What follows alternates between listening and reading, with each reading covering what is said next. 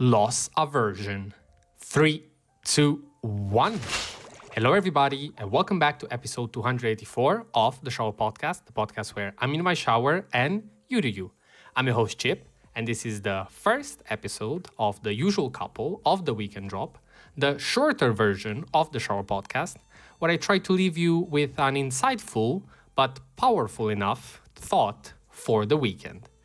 Before we start, as usual, if you end up liking this episode, remember that liking and subscribing really mean a lot for me.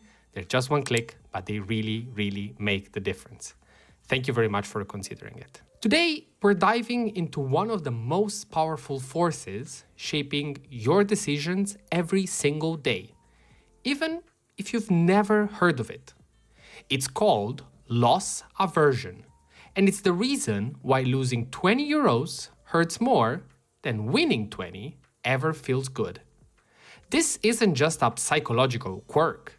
It's a fundamental bias hardwired into our brains. Daniel Kahneman and Amos Tversky, two of the most influential psychologists of the 20th century, showed in their landmark prospect theory around 1979 that losses are felt about twice as strongly as equivalent gains.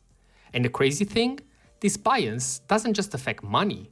It shapes how we work, how we love, how we invest, and even how we see ourselves.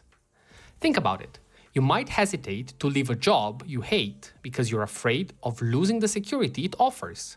You might stay in a relationship longer after it's run its course because the idea of losing someone feels worse than the thought of starting fresh.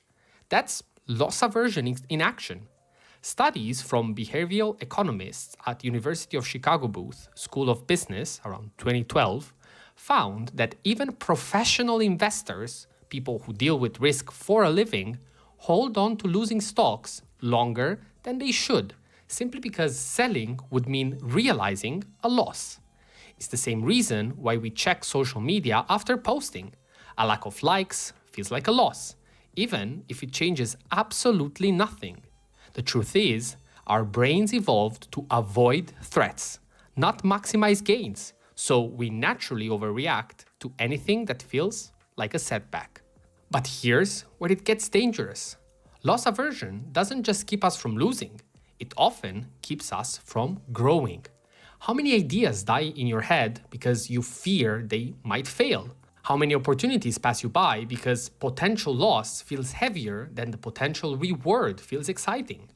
Research from Harvard Business School showed that entrepreneurs who overcame loss aversion early, who treated failed ideas as tuition rather than defeat, were significantly more likely to succeed in future ventures.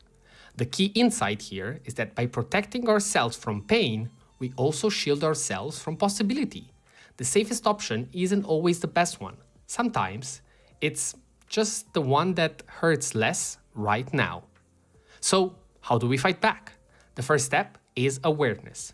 Once you see loss aversion at work, you can start reframing how you interpret risk.